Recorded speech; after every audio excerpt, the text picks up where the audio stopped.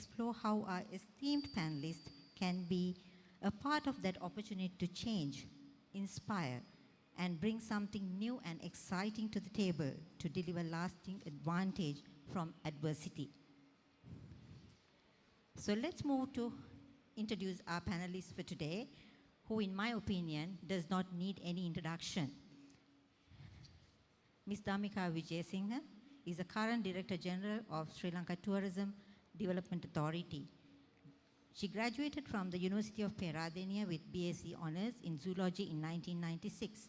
She received a scholarship from Netherlands and completed her Master's in Urban Management and Development with a distinction in 2009. She also has a Master's degree in Environment Science from the University of Colombo in 2013. Having joined the government sector as an officer in Sri Lanka Administrative Service in 2000, she has over 19 years of experience in the government service in the field of urban development, housing, education and environment. She served as the Secretary General of the Sri Lanka National Commission of UNESCO for 5 years before joining the Ministry of Mahaweli Development and Environment in 2018. She has served as the Director of Environment Planning and Economics, as well as the Director of Environment Pollution Control and Chemical Management, and been the Project Director of several vital environmental related projects. Welcome, Ms. Vijayasinghe. Moving on to our next panelist, renowned as a trendsetter, an influencer, and a change maker in Sri Lanka tourism, Mr. Kure contributes a powerful mixture of passion, integrity, and tenacity to the industry. Carrying on the legacy of his father, the late Herbert Kure, Mr. Kure is the current chairman of Jetwing Symphony PLC, part of Jetwing family of hotels. He is also the chairman of the Lighthouse Hotel PLC, as well as several other privately held properties managed by Jetwing Hotel. Jetwing is a family-owned company which counts a storied history of over 4 decades. Mr. Kure holds over 50 directorships in various hotels and related companies, making him a much sought-after speaker and a panelist at tourism-related forums in Sri Lanka and around the world. Mr. Timothy Wright brings with him over 30 years of experience in hospitality industry, including senior management positions within Shangri-La hotels and resorts. He joined the Hong Kong-based group in 1993 as a part of the events team before joining the food and beverage department and becoming hotel manager for Shangri-La Hotel Singapore.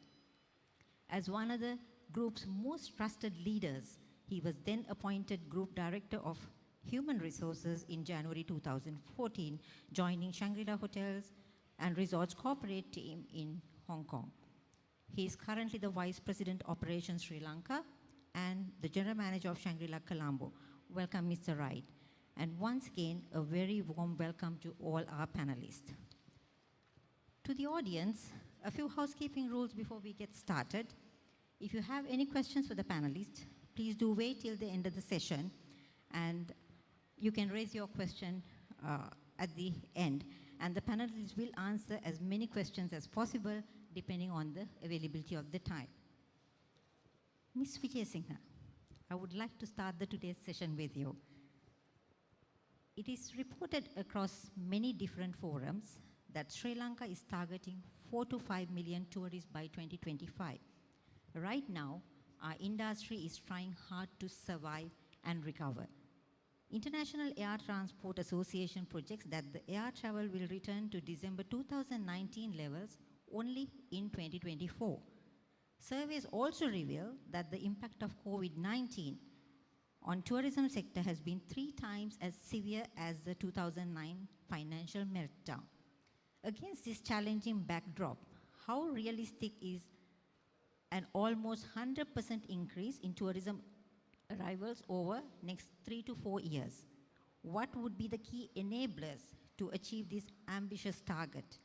And are we going to see anything new in the way we approach this challenge? Over to you, Ms. Vijayasinghe. Thank you, Geetanjali. Thank you for inviting me to this forum. Yes, so when the current president was preparing for his elections, he developed his manifesto according to the available information in 2018 and 19. So in the manifesto, he gave a target of 7 million tourists within a year. However, then in 2019, we had this Easter Sunday attack, which impacted the tourism in Sri Lanka. But COVID-19 pandemic impacts the entire world, the entire economy. So it's not just something that is limited to the Sri Lankan scenario. Therefore, the impact is very much larger. Therefore, we do our projections based on the time series analysis, and our projection, the SLTE projection is 3.7 million by 2025, 3.7 million. And according to our projections, we had the lower scenario and higher scenario. But I'm happy to say that what we projected for September, October, we have already exceeded. So we have exceeded the higher threshold. So in November, within the last, the first 2 weeks, we recorded over 20,000 arrivals. So we are very positive that we can reach something like 180,000 arrivals within the year. So, and we have noticed that the arrivals from Russia and most of the European countries are getting better. From October, after the health authorities relaxed the guidelines, which was somewhat hindering the travel. And yes, there are various enablers.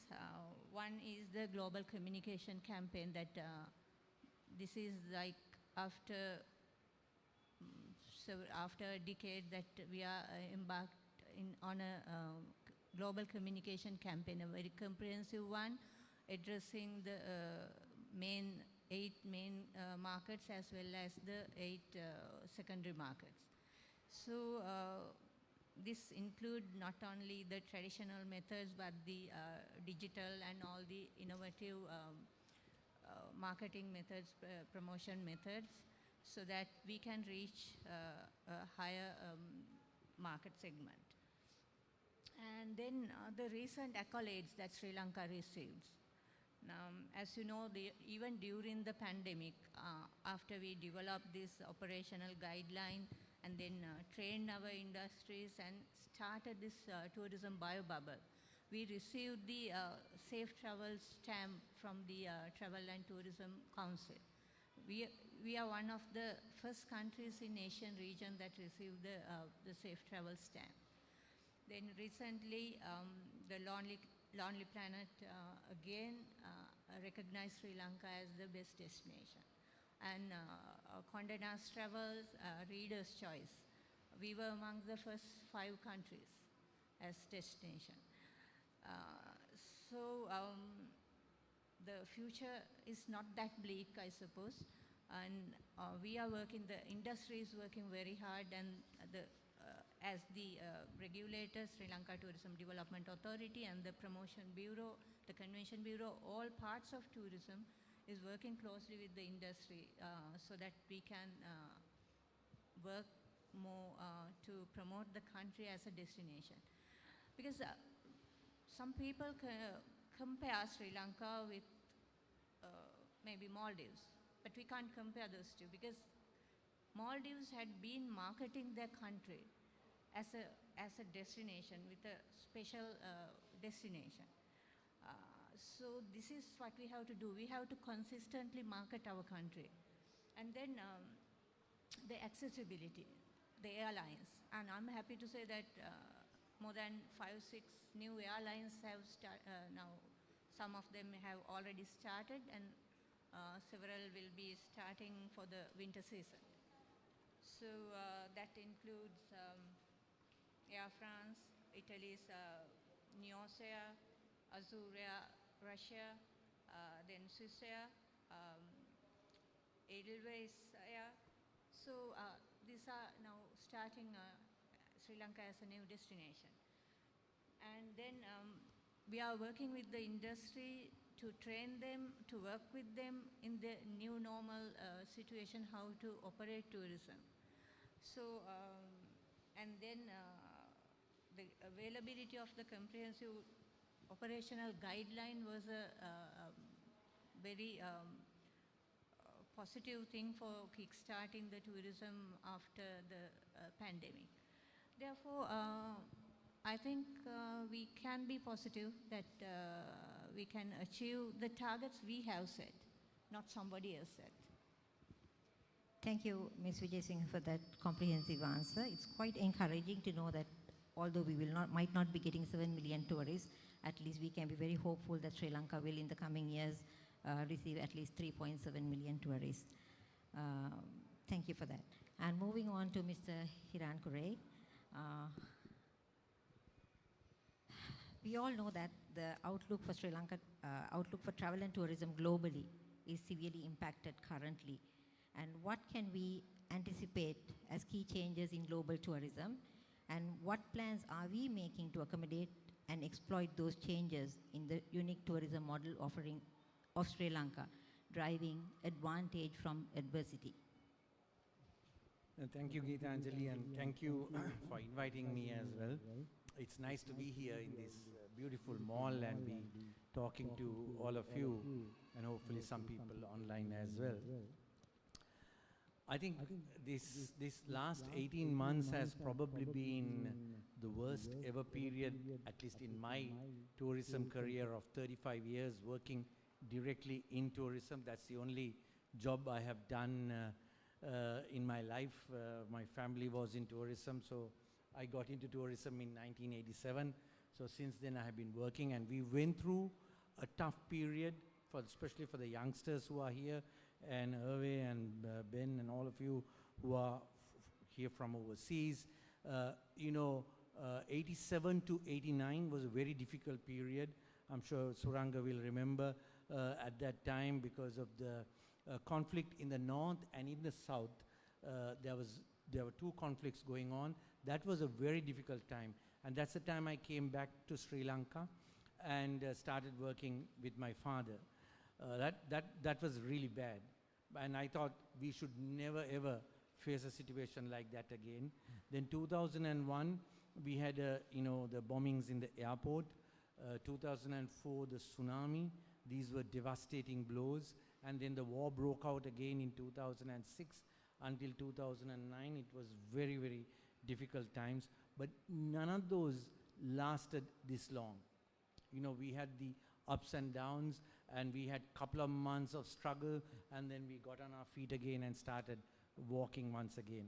So this, for the last 18 months, was probably, it's difficult to imagine how we survived. We survived, for one, the government gave us a moratorium, so we did not have to pay the loans and the interest to the banks. That was a huge relief for us. And the Sri Lankans, whenever they were allowed to travel, they traveled to the hotels, and that, gave us a little bit of income to pay at least the staff. So this, I hope, will never ever come back again. What have we learned from this? Patience. To be patient, tourism is a very, it's nice. It's a flamboyant industry. It's, you go out, you're partying, you're making people happy all the time. But this was a very unhappy period for all of us. For the staff, we lost most of our good people to the Maldives, to the Middle East, because simply they just couldn't survive with the restricted salaries they were getting in our hotels. Most of the good people left. So Sri Lanka, so what have we learned? Again, to be patient again, so recruit these people back again. I hope, and I sincerely hope, some of them who went into other countries will come back again in another year or two, so that we will have, better trained people serving in the tourism industry. Because, why do people travel? For experiences, right? To gain an experience, you have to have people who know to provide that experience. And when you lose the best of people, it's very difficult to provide that experience. So we will go through a rough patch at the start. You know, the hotels are not properly maintained. Most of the hotels are not properly maintained. So it requires money again to be put back, because 18 months of hotels, being in a, hibernating period, just survival mode, most hotels haven't really got their product up to date. So therefore, it is going to, take time to get the most of the products up to shape again. Then the service angle. So these are issues that Sri Lanka will need to face. I'm sure the other countries will face it too, but I'm just talking of our country, my country. If we are to get these numbers that you're talking of, and again, talking of numbers, why aren't we talking of the revenue from tourism? We are just talking heads, because politicians love to talk numbers of heads, right? But is that what we want? Or do we want revenue from tourism? Because at the, when the bomb struck in 2019, tourism was contributing close to 5% of the GDP, right? 4.3 billion US dollars was the revenue from tourism, and our GDP is about $80 billion. So we were contributing 5% of the GDP. Our target should be to contribute 10% of the GDP. Currently, at the moment, we are a sick industry. The government sees us as a sick industry. They don't want to hear what we have to say. But don't forget, tourism also employs close to 500,000 people, and about 2 to 2.5 million people depend on tourism in this country. And also, the remittances that are coming from overseas are mainly highly skilled hospitality people who are going and working in the Shangri-Las in other countries, in the Hiltons in the other countries, and they are sending the money back to the country. So the remittances are also coming in through, skilled hospitality people who are learning. So one thing is, again, I go back to the word I used, patience. We have to be patient, get our product right, get our act right. Dhammi spoke of the global communication campaign, much needed. We need to position the country, right? The destination has not been positioned for a long time. We have a 5-star island with a 2-star image, right? We must be confident. Every time we start getting confidence to start selling at a high price, something happens, and the confidence we have loses. We lose the confidence to say, my hotel is worth $300. The Shangri-La in Colombo is worth $300 a night. You can't get a Shangri-La for less than $300, but I'm sure Tim is not getting that at the moment, right? So you need to position the destination first. Shangri-La being here is nice, but if the destination is not positioned, he cannot sell it for $300. He'll sell for $125, right? So these are the issues that we face today. Then youngsters think about this and reflect on it. We have a problem. What is the name of our country?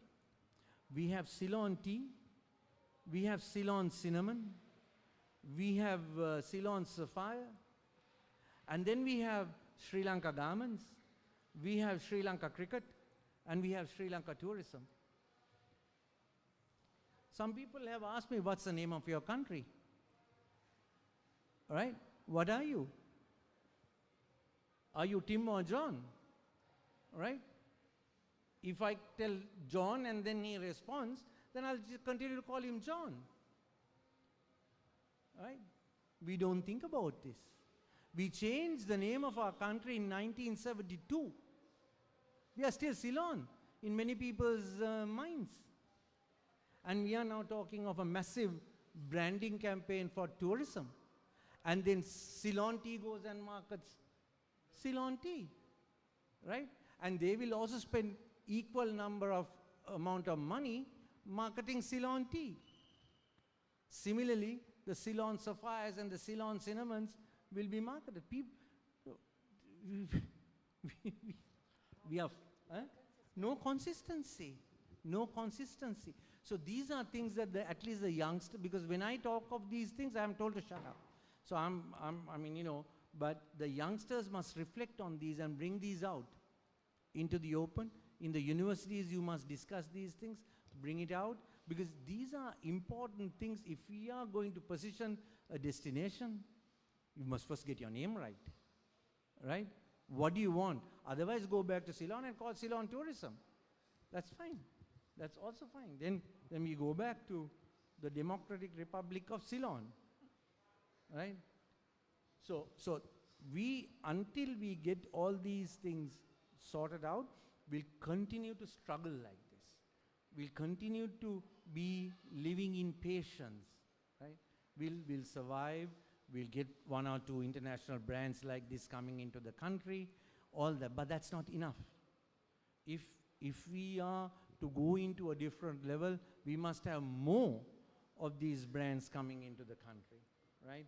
We have to have more, you know, professionals coming into the destination. We need to get our experiences sorted out of the Sigirias and the Polonnaruas and everything else. You know, we are not focusing on giving a proper experience in any of these wonderful, wonderful places that we visit.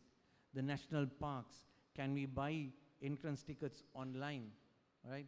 Today I was talking to somebody who had worked for, you know, very, very important resort in Yala National Park, and where the guests are charged $1,200 a night.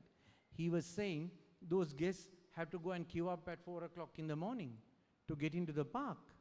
Imagine a person who pays $1,200 all-inclusive package in the most prominent exclusive resort in Yala, has to wake up at 4 o'clock and queue up and, you know, wait in line to when the gates open at 6:30 in the morning.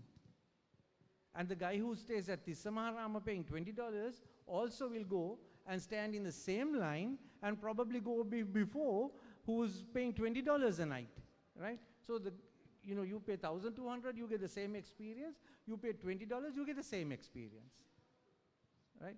So I think we need to discuss these in these forums, these issues. If we don't, we'll continue to struggle in the same way we struggle, and be happy, be patient. I'll shut up now. Thank you, Mr. Kure. Thank you so much for those valuable thoughts of yours. And it tells me that we need to go back to the drawing board very soon.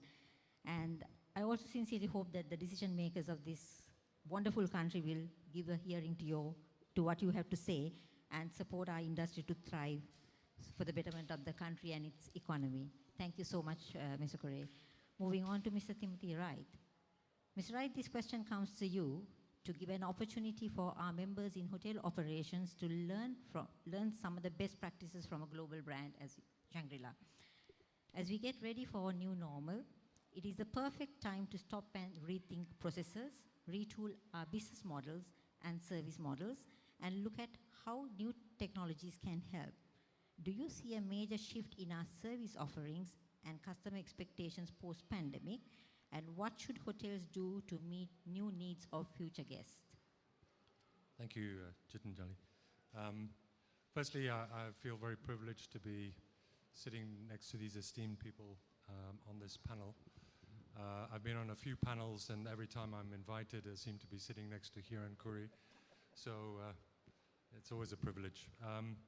How have customers' expectations changed, and how are we going to adapt to the new normal is obviously the big question, and something that I think we've been grappling with for the last 18 months.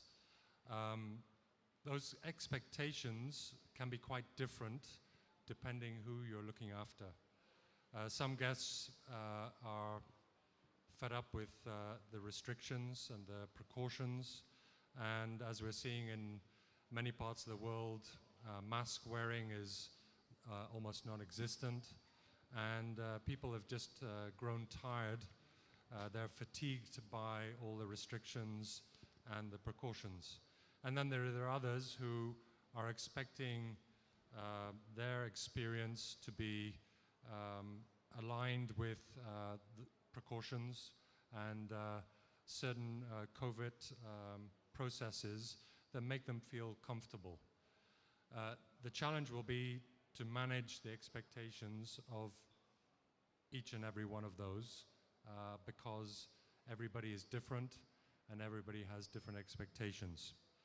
I do believe, though, that for the foreseeable future, health and safety precautions will remain a basic requirement for particularly international travelers.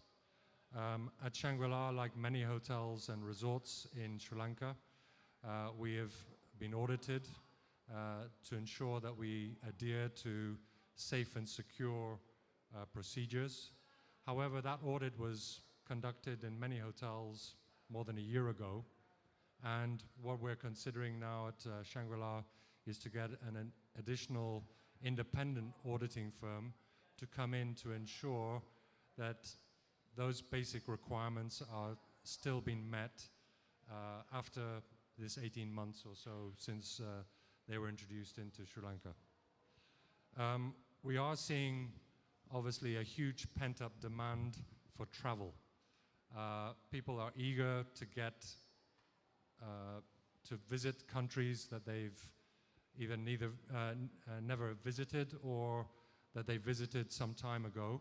And I would expect that certainly in this next couple of months, we will see a lot of our Sri Lankan overseas diaspora eager to get back home, to taste some great, authentic Sri Lankan food, to see family and friends, to get out of the miserable weather in Europe. And so I'm sure that the first and the largest group of travelers that we will see in the foreseeable future will be our overseas Sri Lankans.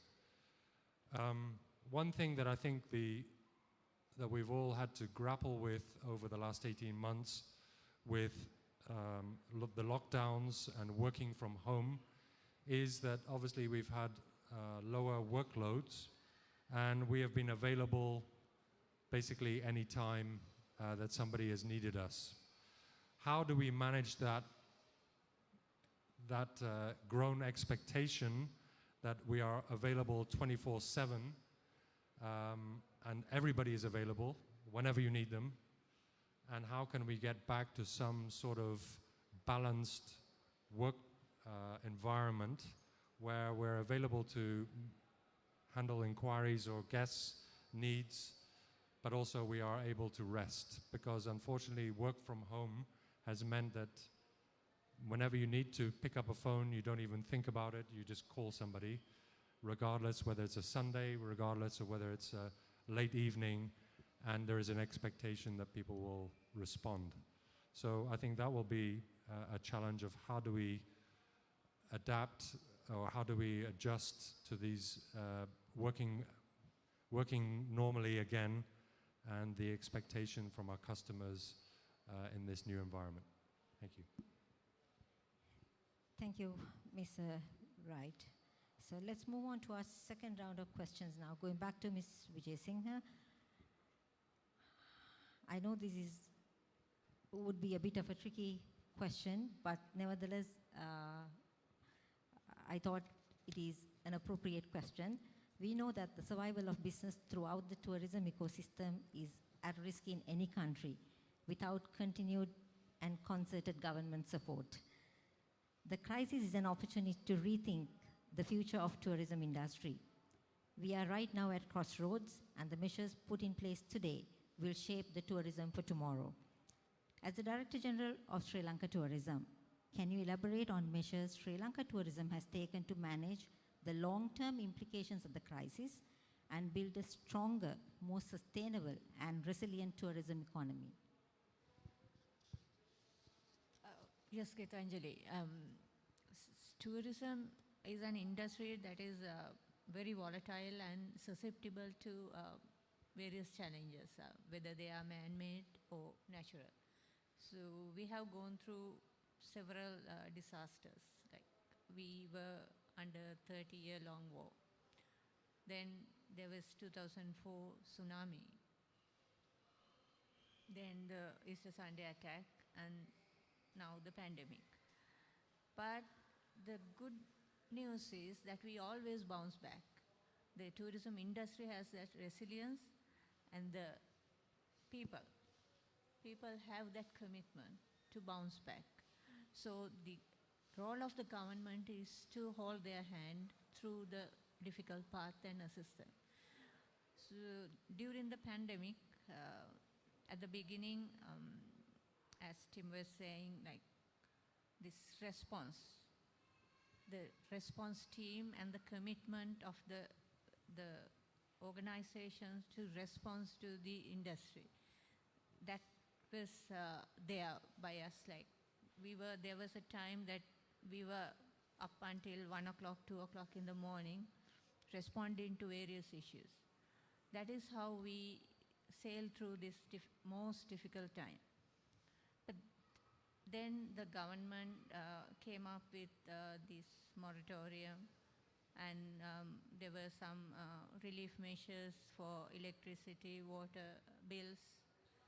Then for the most vulnerable segments like the drivers, the guides, we were able to give them some one-off payment to assist them, but those are all temporary measures. What we need is a long-term strategy. So that includes the policies, the strategies, and how we look at the operations.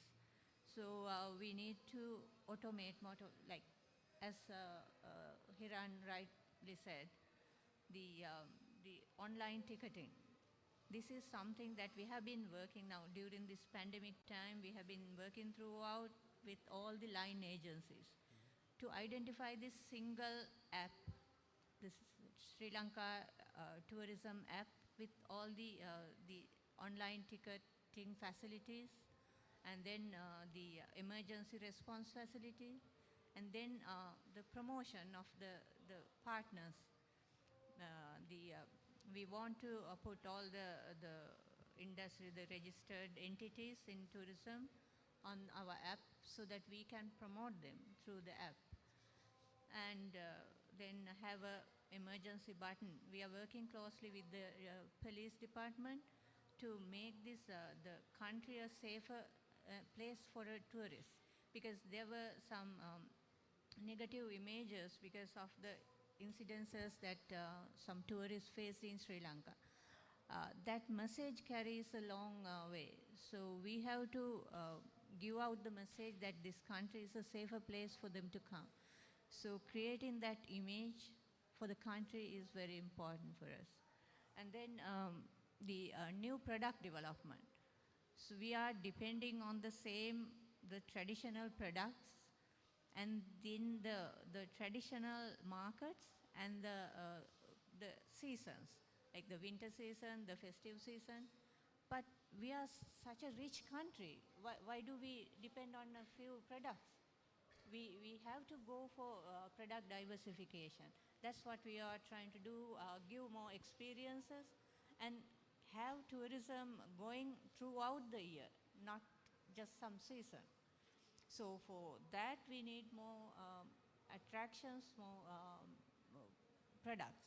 Therefore, we have now already identified over 5,500 attractions, lesser known as well as non-attractions, and we are, at the moment, we are developing contents on all these attractions, and we will be including, at the beginning, we won't be able to have all the 5,500 in the app, but at least 250 attractions in the app, so that we can have their locations, their videos, photographs, so that we can promote this country.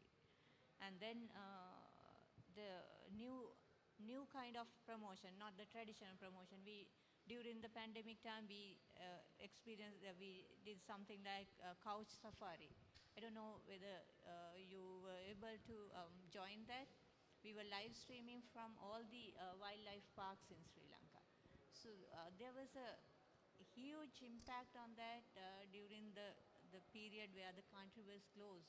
An interest for a foreigner to keep our country in their minds when they start traveling. So this kind of new promotional methods need to be implemented. Then incorporation of the informal sector, because as long as you remain informal, you are more vulnerable to all the disasters. Therefore, we have been working throughout the pandemic to bring them into the mainstream. So we are happy to say that the registration of accommodation sector increased by 52% compared to 2019. And altogether, the service and accommodation, it is 35% increase. So through that, we can, like, most of the relief measures that were given to the SLTE registered tourist stakeholders. So who were not registered were unable to harness the benefit of any of these relief measures. Therefore, we have to bring them into the mainstream. And then the women headed. Now, women participation in tourism is very much low in Sri Lanka. It's less than 10%. So we were supporting the women-headed tourism enterprises, especially the SMEs during the pandemic. So these are some of the measures that we will be taking, we have taken to strengthen the industry so that they can face this kind of disaster in the future. Thank you, Ms. Vijay Singha. It's really encouraging to know that the government is working towards streamlining processes and taking various initiatives for the benefit of the industry. And I'm also very pleased to hear about the women empowerment programs that you have put in place, because that's something that Sri Lanka tourism really needs when we stand, like where our hotels are having something like 13% women employment in all our hotels. So thank you so much for that. Coming back to you, Mr. Kuray, one of the unintended positive consequences of the world in lockdown is the impact on the environment. The halting of travel and reduced consumption has led to a reduction in carbon dioxide emission in 2020, the largest fall since World War II, the scientists say. There is also a renewed understanding of the human impact on the planet. This has made consumers pay more attention to companies making sustainability a high priority. We have heard that Jetwing is a company where sustainability is a core part of its business, generating positive impact on society in areas where all your hotels are located. As the tourism industry revives, we see that much focus is placed on inclusive growth.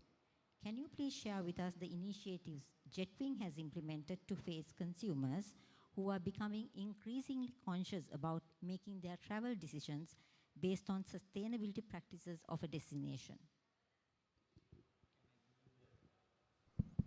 Can I give you the long version or the short version? Yeah, semi-short. Okay. Sustainability for us comes from the heart, not from the head.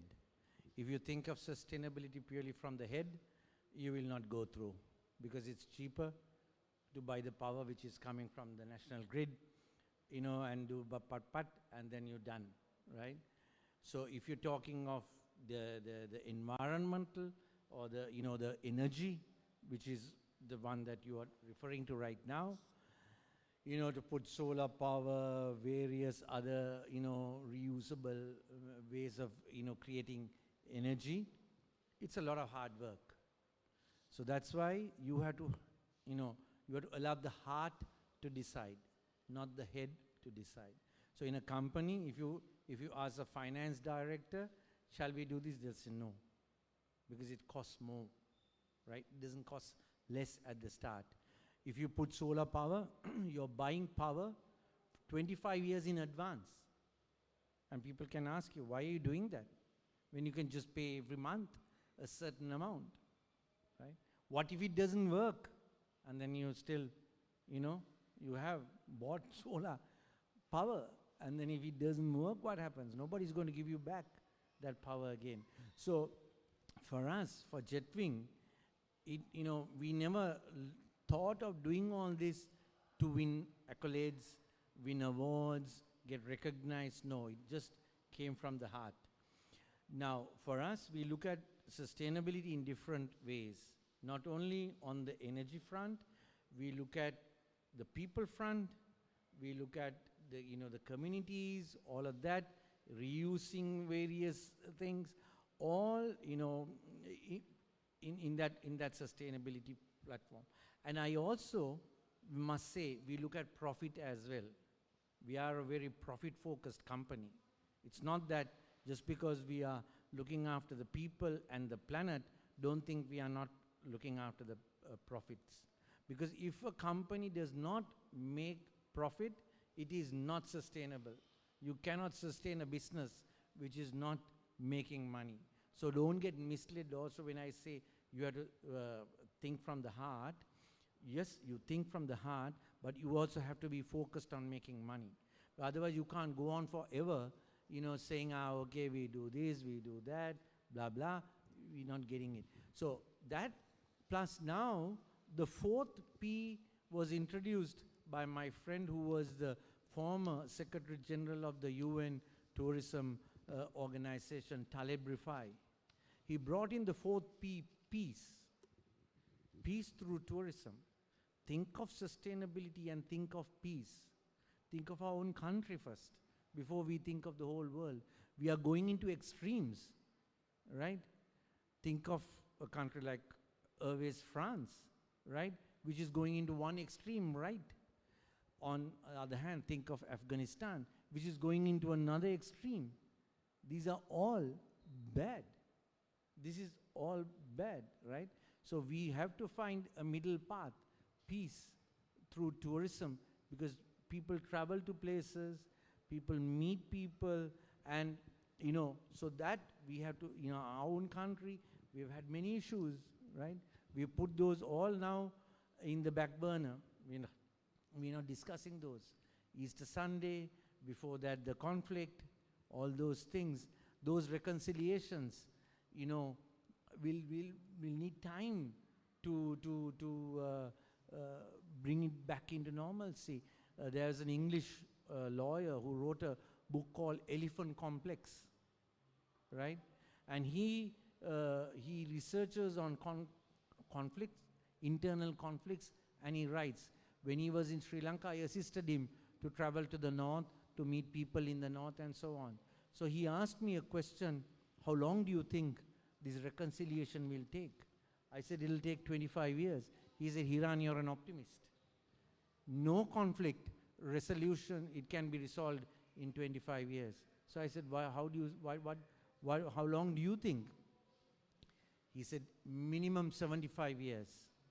Minimum 75 years. And he was giving examples of Spain and various countries that have been through similar internal conflicts where it takes time. And that also people need to start working on it. People need to start working on it. So sustainability is not purely only energy. Of course, the biggest focus today is the climate change and all that. We've witnessed what was happening in Scotland, how countries are still refusing to reduce the consumption of coal for generation of power and so on. So these are issues that needs to be brought out in the open, and I'm glad you asked the question. So tourism has a responsibility to minimize the use as much as possible, to use renewable sources for energy, but these you have to have a plan. It has to come from the heart, and then the benefits will come. If you come to our Villuena in Sigiriya, we had last 2 weeks ago, we had crocodile nesting. First time, now our naturalist has documented it, and we'll be releasing pictures, movie of it, right? We've had conservation of loris. 6 acres of Jetwing Villuena is dedicated for loris conservation. In Sinhalese, it's Unahapulua, right? Unahapulua is an animal that everybody doesn't want to see, but now people pay $30 to come and see the loris at Villuena. So, but at the start, it did not make any money. We didn't start conserving and, dedicating an area for the lorries to make money. No. But BBC came and filmed it, right? And that got a lot of publicity. National Geographic traveler came and photographed. We didn't go in search of that. They came. So there will be rewards, but first, do it from the heart without looking at the head and the money. Thank you, Mr. Kure. I hope we Sri Lankans will hear your heartbeat and make sustainability a core part of our business, which will be really beneficial for Sri Lanka tourism, our country, and to all our people. Thank you very much. And moving on to Mr. Wright. Mr. Wright, with your years of experience in human resources, we like to hear your thoughts on human talent. Trained human resources is fundamentally important for tourism development. We in the industry know how difficult it is to attract best employees, develop and retain them over the longer term. Consumer demands are also increasing daily, and the industry constantly needs new skills to meet changing tourism trends. As a HR expert in hospitality, how do you foresee we overcome these skills shortage that may otherwise impede the country's reputation and tourism growth, because we all know low quality can diminish productivity and damage the industry's competitiveness? Okay, yeah, difficult question. But before I give you some thoughts, Hiran, I just want to say how inspirational what you're doing with Jabwing is to all of us, particularly when it comes to sustainability, working with the community. I've visited some of your properties, and yeah, it's just a great experience, and I think an experience that many international travelers, and I count myself as a local, and locals would appreciate. So congratulations and well done.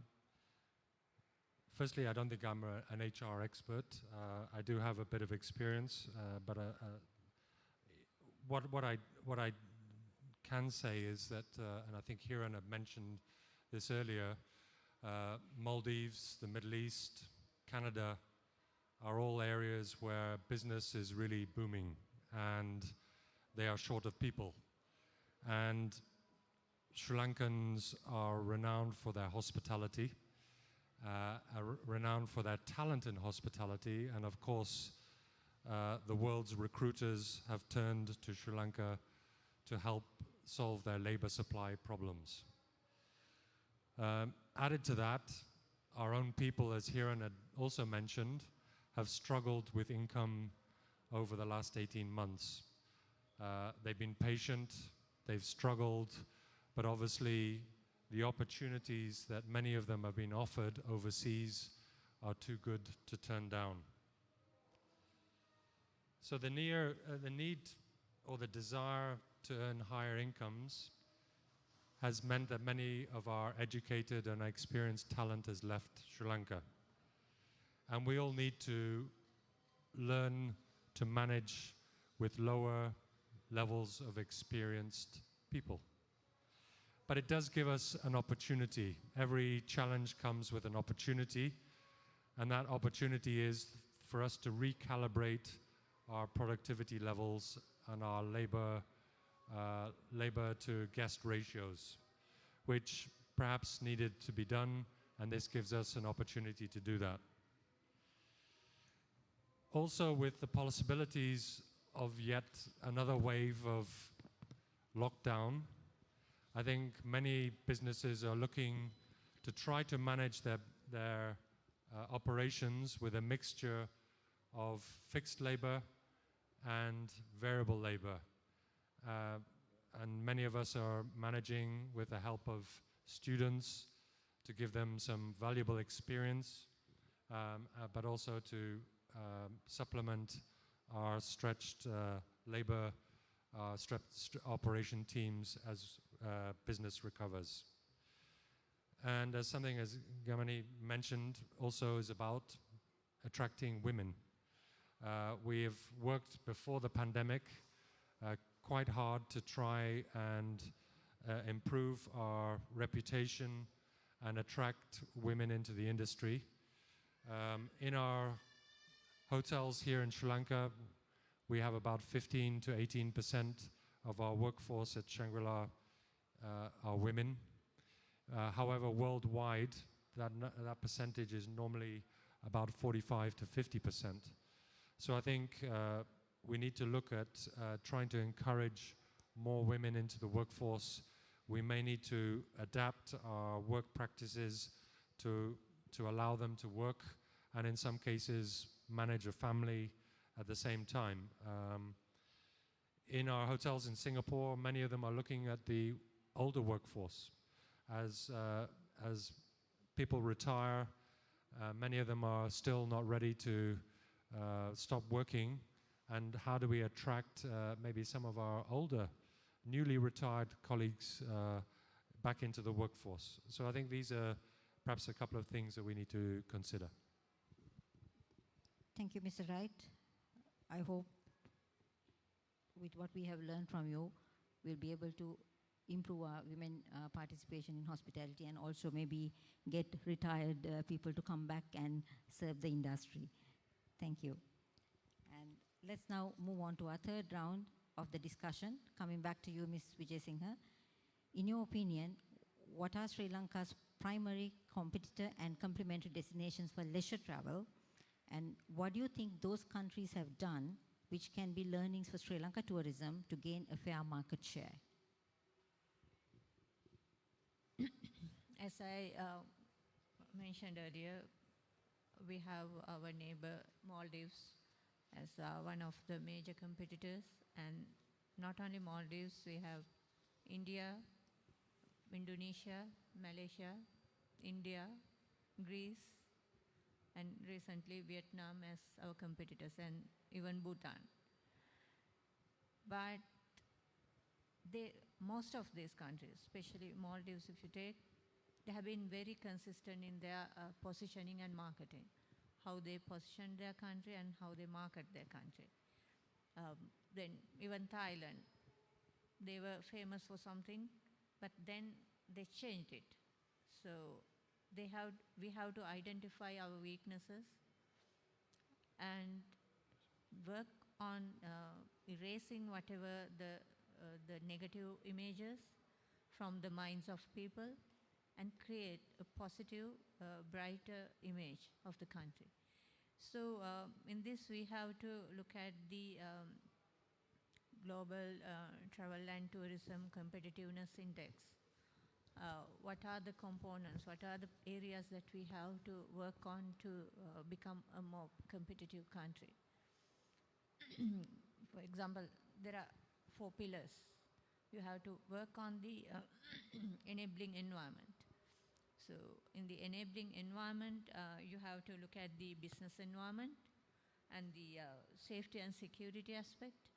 I told you earlier, when the security of a tourist is threatened, that message travels far. So we have to work on that. And Tim was saying they were working to attract more women to the industry. Why don't we attract women? That is because of the stigma, the social perception about the travel and tourism industry. So these are the things that we have to work on to correct. And then the human resources and the labor market, how we work on the social security. Now, at the moment, we are working with the ILO to develop this social security scheme for the travel and tourism industry. And we have planned now in the new act to introduce an emergency fund where we can assist the industry in this kind of a crisis. Then the ICT readiness, how ready we are. So we have to work with the SME sector to make them more tech-savvy, ICT ready, to become more competitive in the industry. Then the policy and the enabling conditions. Now, look at investment. We want to attract foreign direct investment, but how conducive is our system?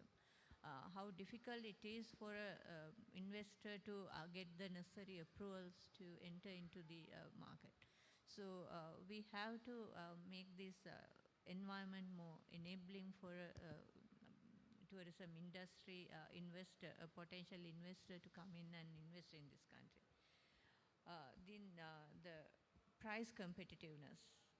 Yeah, now we have beautiful properties. 5-star properties selling at $40. We have homestays selling at $2. So yeah, we should not be trying to achieve the numbers in 7 million or 5 million or whatever, but we should be concentrating more on the revenue. What is the return that we get for our investment? Then the infrastructure from the airport. Now the government is working on the airport for the second terminal as well as the infrastructure inside. Because that is the first impression that you give a tourist when you enter the country. So the physical environment as well as the human environment, how you greet a person. So all that tell the story, so we have to work on that. Then the infrastructure in destinations. When you travel somewhere, the accessibility and the destination infrastructure is very important in the competitiveness. So you have to have your product good if you want to demand a good price. So that you have to concentrate more. And then the natural and cultural resources. We have to capitalize on our resources. We have everything. What other country has everything that we have? We have natural resources, we have history, we have culture, we have fabulous food culture. And then in which country can you see the largest land mammal and the largest marine mammal? So we have everything. So we have to capitalize on this and on our resources. So we don't have to introduce anything. We just have to position them, market them properly. Yeah, thank you.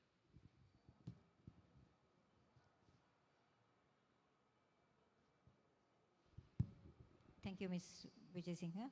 In a nutshell, so if I understand correctly, we need to really identify the weaknesses of our country and capitalize on the strengths our beautiful country has and take the corrective measures at the right time for Sri Lanka tourism to thrive. Right, thank you very much. And moving back to Mr. Hiran Kure. I learned from a recent panel discussion that in like many countries, the tourists are not planning to travel in 2021. Instead, they are saving up money for a bigger trip in 2022. And when they travel in 2 years, they want to really do something memorable. And I further gather that the demand for Tanzania and Kenya is from the European market is increasing. And this tells me that very interestingly, people are looking for very unforgettable locations. Learning from this, what innovation should Sri Lanka take to rebuild tourism?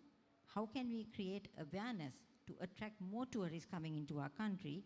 And once they are attracted, what can we do to provide a memorable experience to the tourists who will be visiting Sri Lanka? You're specializing in asking difficult questions. Maybe I should ask you a question now. I'll try my best to answer. So yeah, I think our DG mentioned that there is a plan for communication strategy, all that. I'm personally aware the plan is happening as we speak. So I think in a bigger picture, the fact that the sooner we get that out into the market, the better it is. Because one thing is that we have relaxed most of the restrictions, which is good to invite the people back into the country. And as she very correctly said, the numbers have been on the increase from September onwards, slow and steady increases. So this month, hopefully, we might have 50,000 tourists coming in, or maybe a little bit more even, and then, and hopefully we'll see that growing.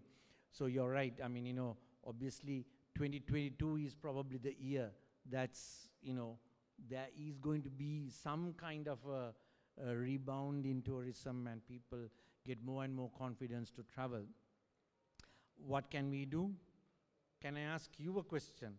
How many of you have been to Galle National Park? 1, 2, 3. You have? 4. Have you? No. Okay. You have? Okay, great. 5. So now, if you take that, by the way, we don't have a hotel in Galle, yeah? So don't think I'm promoting Galle because we have a hotel there. We don't have a hotel. So if you take that boat ride in the Senanayaka Samudra, right, or earlier known as Galle, outstandingly beautiful, right? I'm ashamed to say only 2 weeks ago, I went there myself. I've never been there before. The roads are so very well built, right? I mean, okay, I can't say easy access, but it's reasonably, easy to get there now than before. Unbelievable, right? Not many people have been there. Not many Sri Lankans have been there. I asked the same question from our own Jetwing Travels and Jetwing Hotels team. How many people have been there? Now about 5 hands went up here. Similar number from our team as well, right? So we are now trying to create a different triangle. We have now I'm talking self-interest here. We have a hotel in Vallavaya. We were the first to build a hotel in Vallavaya. When we built it, people asked, why are you building in Vallavaya? What is there to see in Vallavaya? We honestly didn't know. We only built it because there was a paddy field and we wanted to introduce agro-tourism to Sri Lanka. So we built a hotel there, 25 dwellings. Then we realized 4 kilometers from 20 minutes from the hotel is Buduruagala. I asked him to go, but Tim didn't go there.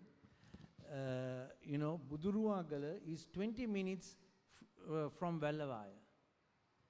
How many of you have seen Buduruagala? You have. You are the only one who has been everywhere. Right, okay, there you go. 2. These are excellent. 3. Now, after the Afghans demolished the Brahmin Buddha in Afghanistan, this is the only Buddha carved out of rock, right? In different, there is different kings and all of that. So that's an exciting place to visit, to reflect, to look, photograph, whatever. Nobody promotes that, right? Then Maligavila, 45 minutes from Vallavaya. Again, restored Buddha statues, all those things, historical temple, all of that. Then it's 45 minutes to Yala Block 5. So we are trying to create Vallavaya, Galloya, and then Potuville. Kumana National Park. Now, I was talking of Yala before. You have to go at 4 o'clock in the morning to get in. Whereas Kumana, you get the same leopards, same elephants, without people. Market that. Then you have to climb Kudumbigala. About a month ago, I climbed Kudumbigala with 7 travel life tour operators who bring in high-end tourists to this country. They had done a tour, they had climbed Sigiri, everything, and then they'd climb Kudumbigala with me. Kudumbigala is a 2,500-year-old monastery, a hermitage.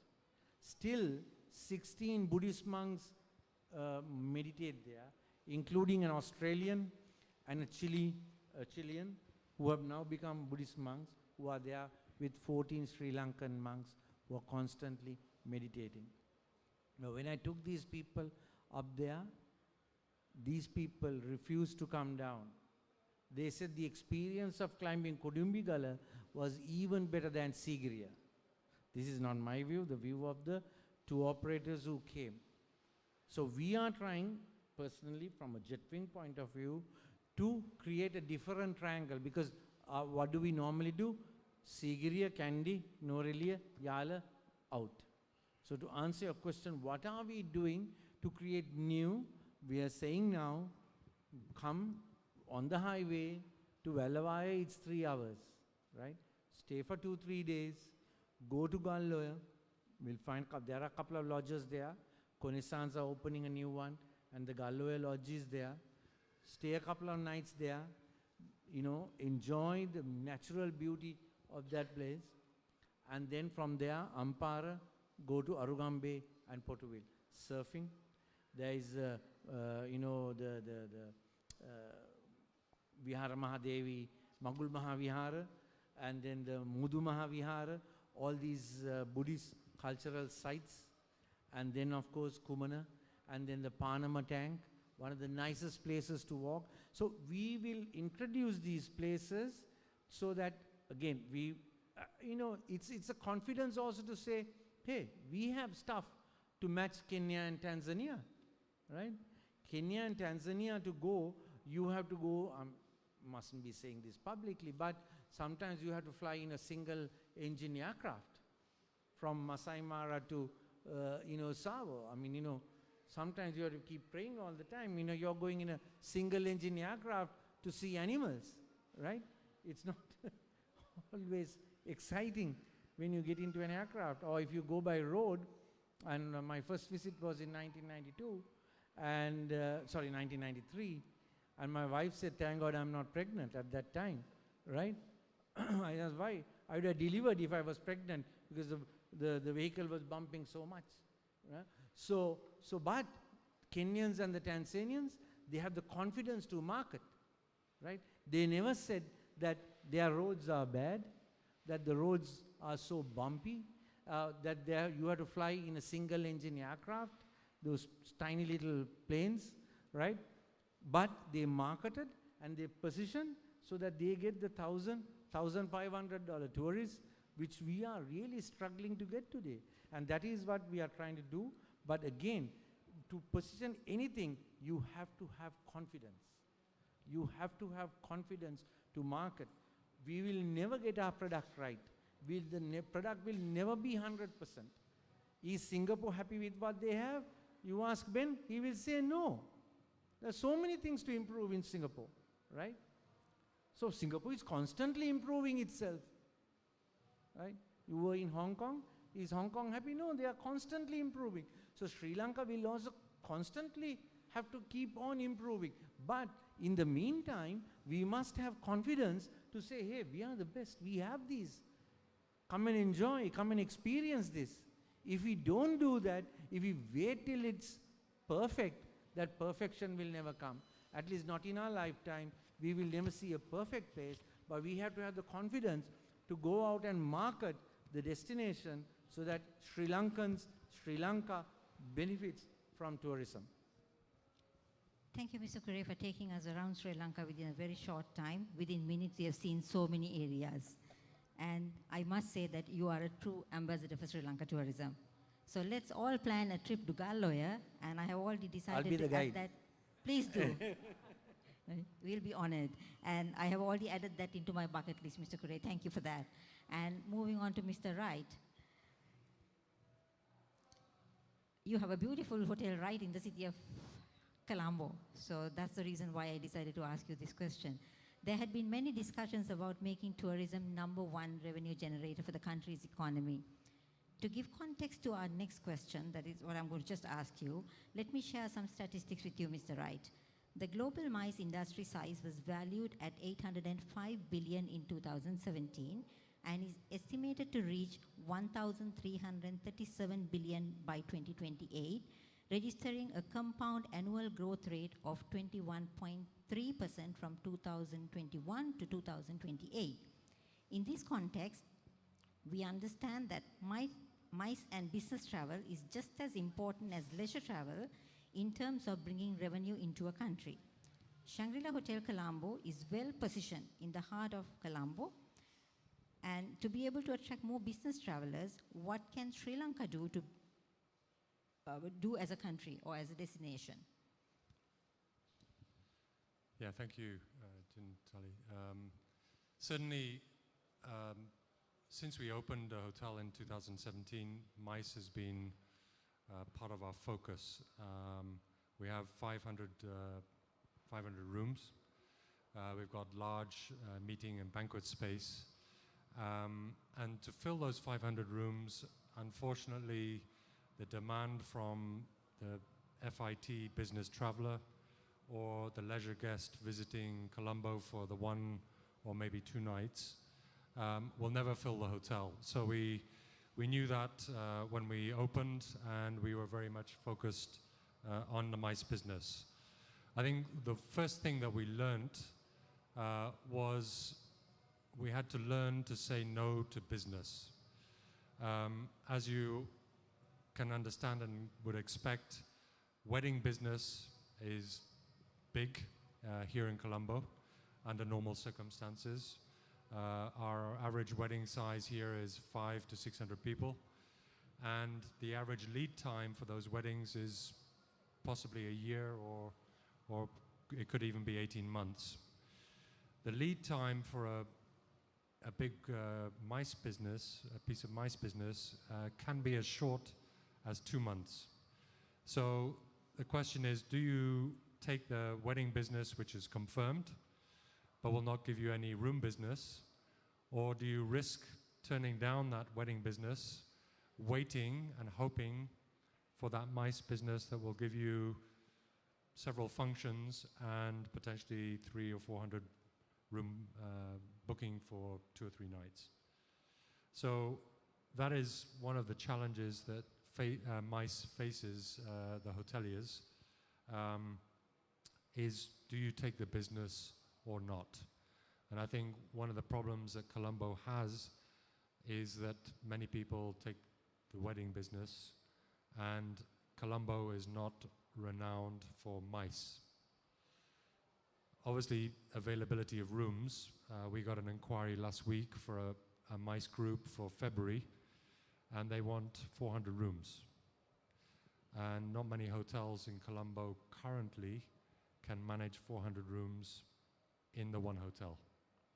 And so it does offer the opportunity to perhaps spread the business to several hotels, but most bookers and most companies would prefer to keep everybody in the same hotel, particularly if one hotel or 2 hotels are of different standards, and then they say, well, why did you put me into this hotel when the rest of the group were in a different hotel of a perceived better value or better standard? Cost and availability of flights is another major issue. And I think the Director General mentioned about availability of flight space and the ability of the airport to accommodate more flights. But if you want to move 400 people or 500 people all at about the same time, it takes a fair amount of seat availability on flights to be able to do that. One thing that we frequently mention as hoteliers is the lack of nightlife and entertainment. Colombo, unfortunately, does have some nightlife and entertainment, but perhaps not up to the expectations of the international MICE attendee. And we're unable to accommodate off-site events. Most MICE organizers would like to take attendees to a different venue at some point during the visit, and preferably not to another hotel. So off-site locations for functions are important. And one thing that perhaps Sri Lankan tourism can perhaps consider is incentivizing those MICE bookers, those MICE companies, to bring business to Sri Lanka, because certainly other destinations are incentivizing these bookers. And if we want to compete with other destinations for MICE business, we need to compete with them not only on product, not only on availability, but also potentially to incentivize those bookers. Thank you. Thank you for those insights, Mr. Wright. And Ms. Vijay Singh was very patiently nodding and acknowledging what you said. I sincerely hope that you've taken everything Mr. Wright said to your heart, and hope the decision makers would take necessary measures to increase the MICE tourism in Sri Lanka. So as we end today's session, I would like to offer each of our panelists just 30 seconds to a minute to talk about one thing you would like the hotels and all tourism stakeholders to do to align what was discussed into practice. Can we start with? Don't know whether the audience have any questions. We'll give them an opportunity okay, once you sorry. finish. Okay. So can we start with either one of you? Just one thing that you would like them to take away from what was discussed today, so that what was discussed, it will not remain here, but it will be put into practice. If I can go first, sorry, Dami. Okay, right. I think I mentioned this in passing earlier as well, but we are such a rich country. Don't depend on a few things. Introduce new, because the most of the travel agents, you are also part of travel agents, they stick to the same routine.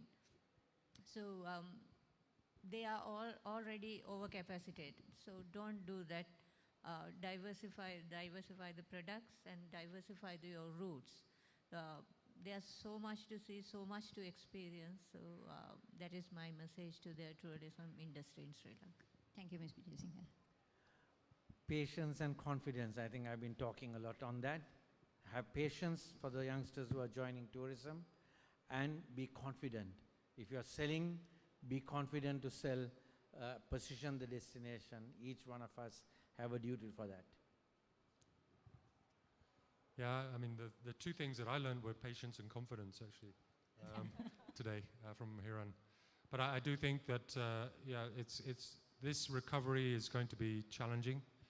It's going to take time for our operations to recalibrate after 2 years of hibernation, and we will not get back to where we were very, very quickly. So it will take some time.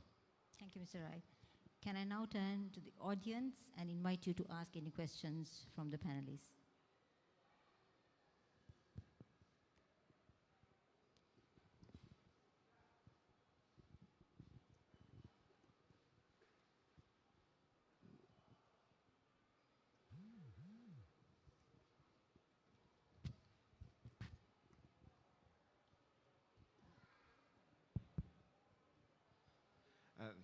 Thank you. I get very honored to listen to those insights about Sri Lanka tourism development during this pandemic situation. But because I'm just a PhD student, just under supervision of Professor Suranga. So I was invited to come here. Actually, I'm also just doing the real estate development in Sri Lanka. I know Mr. Wright, and we know each other. I got some insight from those experts and the chairman and the DG and Mr. Wright. But I just share some of my, some kind of opinions. I think, of course, marketing. I believe marketing is the first thing.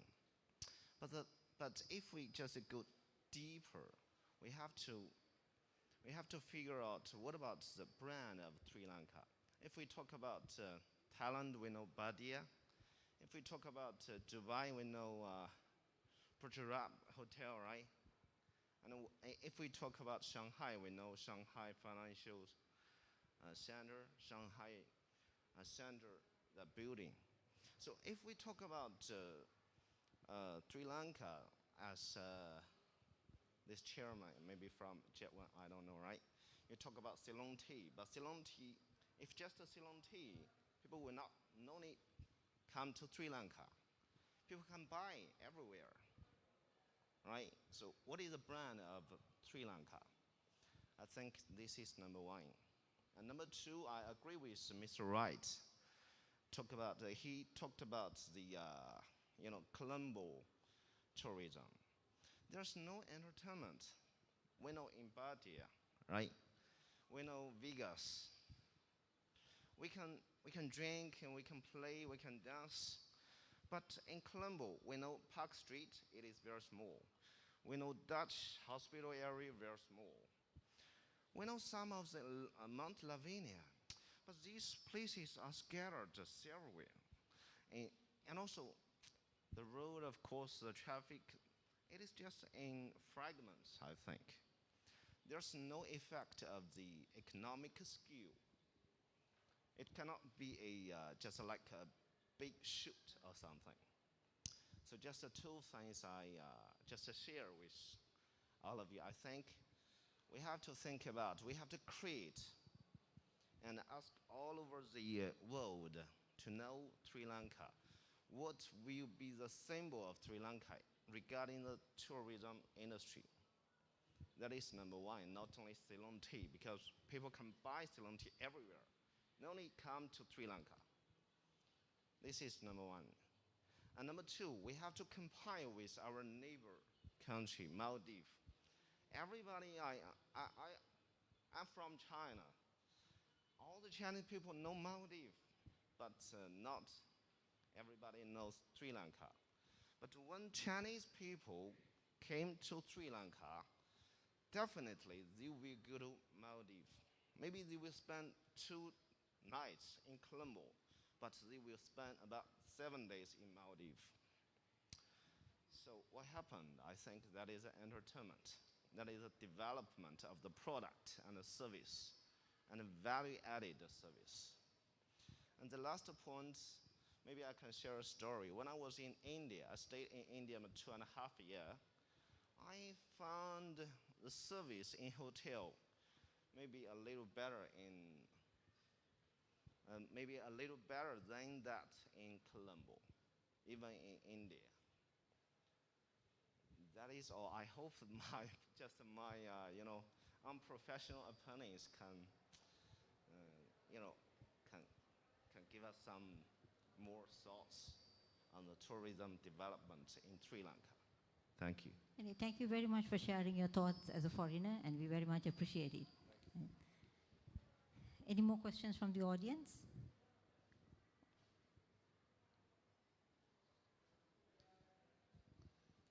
Hi, good evening. First of all, I would like to thank the whole panel for sharing your knowledge with us. Thanks a lot. My question is to Ms. Vijay Singh. Ma'am, I just wanted to ask you, do we have a plan, or are we going, is it possible for us to, in Sri Lanka, to promote nightlife? Because most of the foreigners we have seen, they seek for nightlife, like Thailand. If you go in Thailand, there's lot of streets. You just can walk through the street. There are so many street shops, but we don't have that opportunity in Sri Lanka right now. The only street shops, street is Peta.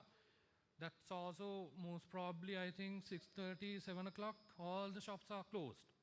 You just can't walk in Sri Lanka in the night. So I do understand there is a barrier in culture for nightlife, but nightlife gives more dollars. So do we have a plan to develop it? That's my questions, ma'am. Thank you for your question. And yes, we already acknowledge, we have recognized this the issue in Sri Lanka, especially when we go for mice business, when we try to promote mice business. Without a nightlife, it's usually it becomes boring for a person. Therefore, especially in Colombo, we have been talking with various agencies, but what's holding back is the cultural and especially religious barrier, where they perceive nightlife as bad, but everything about nightlife is not bad. There's so much to do, so much to enjoy without it being taboo.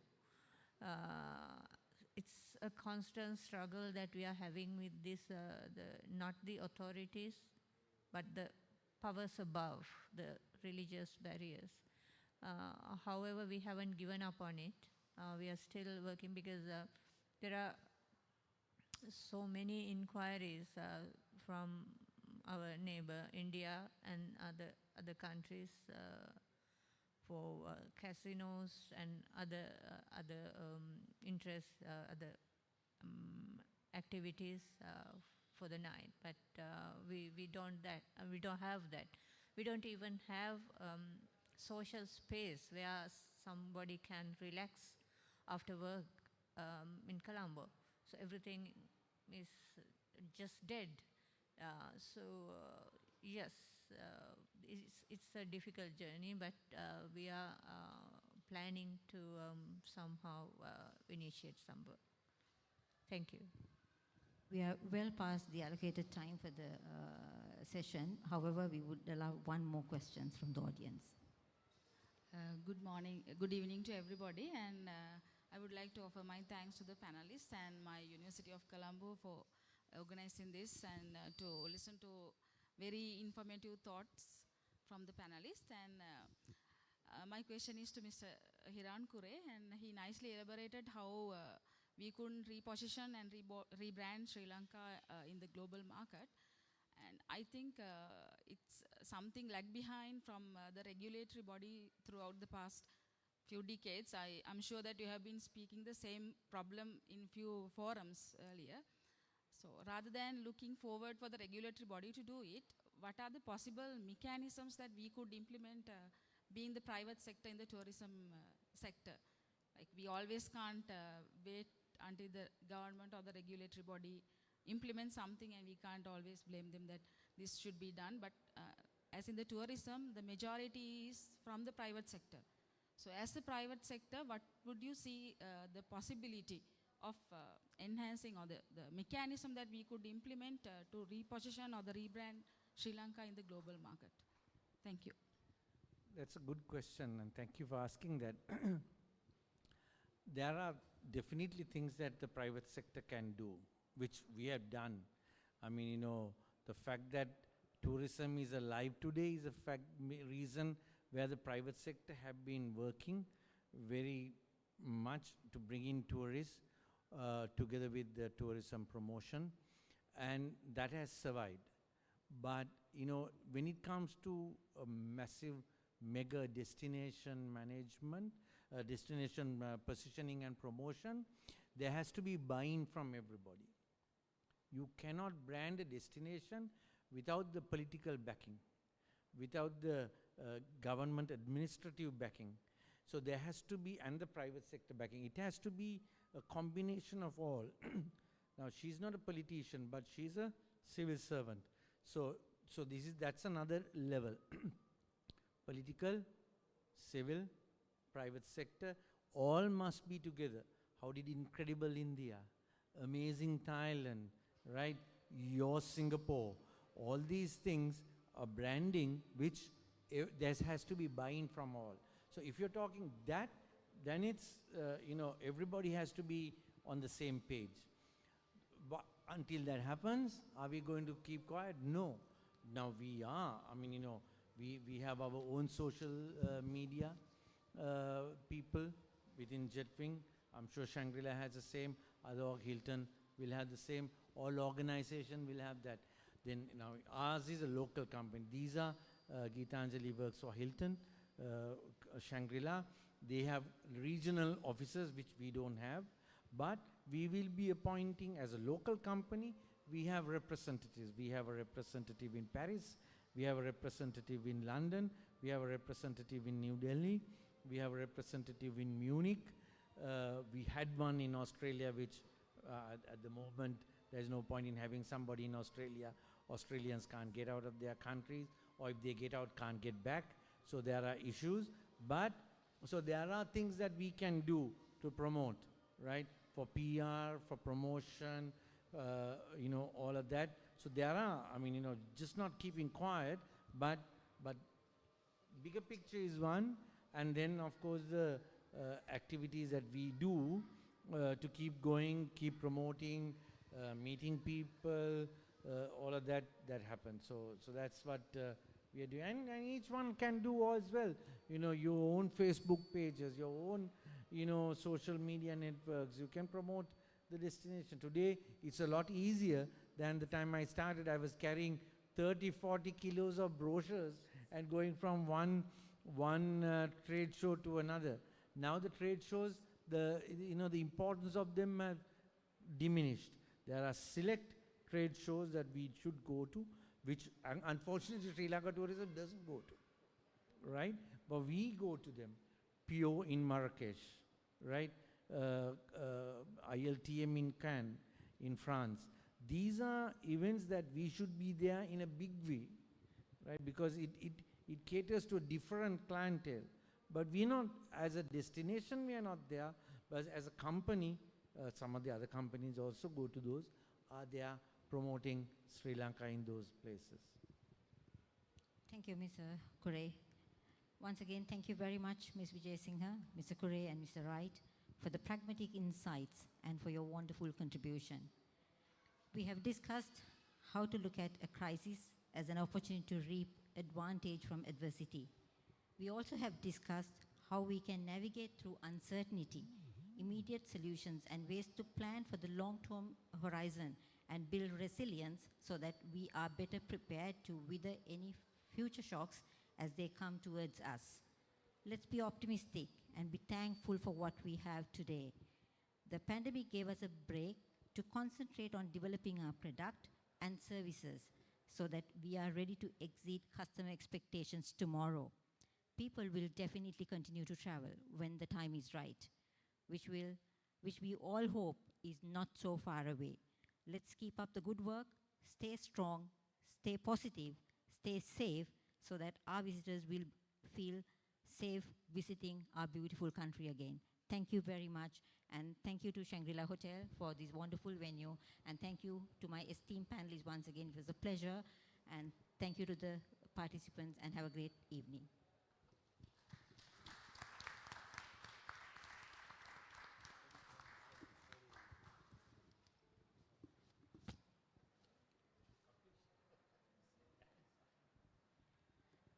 And can I please invite Professor Suranga to give a token of appreciation to the panelists?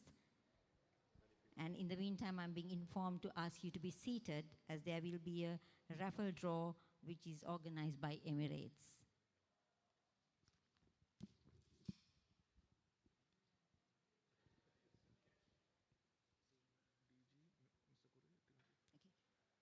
Okay. Sir, can you please,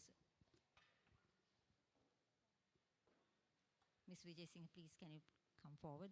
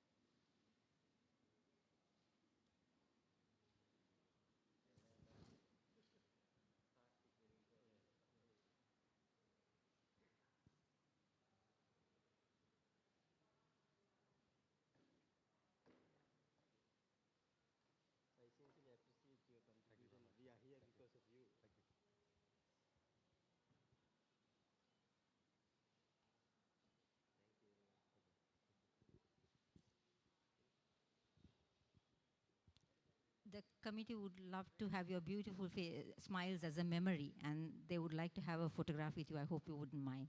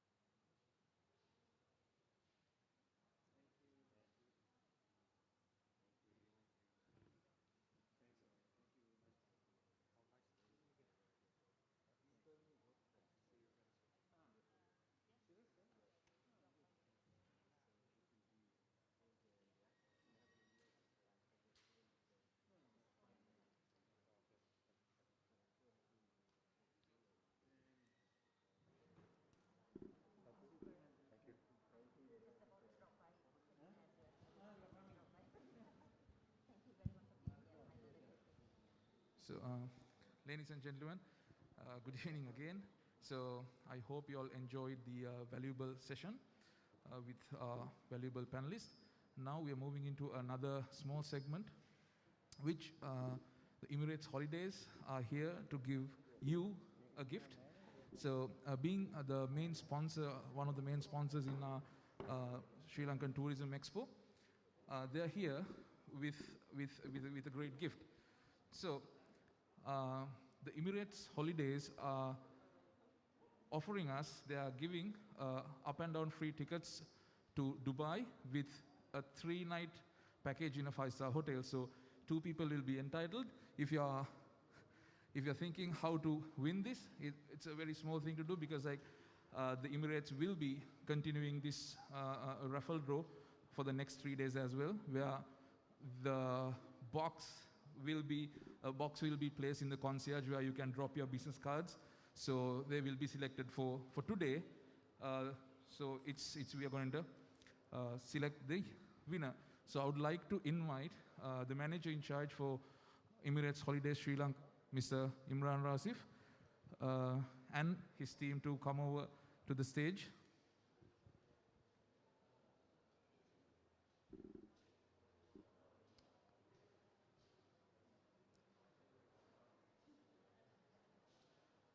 Mr. Imran.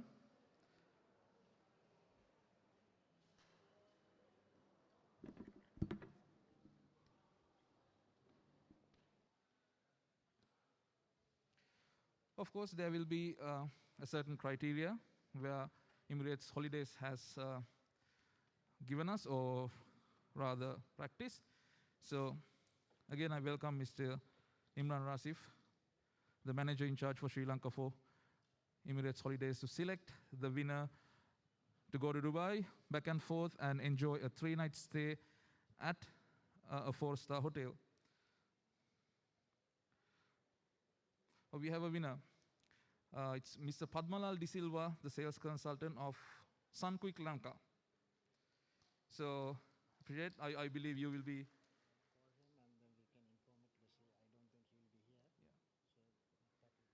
Yes, so the Emirates Holidays will be contacting him, and he will announce the winner. So everybody is witness of the transparency as well. So I'd like to hand over back this to you again, and thank you very much for supporting this event to make it more encouraging to people to come and visit, and again make the tourism a better way. So thank you very much, Mr. Imran. So as I mentioned you again, this box will be placed near the concierge, so you can drop your business cards from tomorrow onwards, where he will be offering a generous package for the next 3 days as well. So thank you very much. Stay safe. Until tomorrow, good night, everyone. Thank you very much.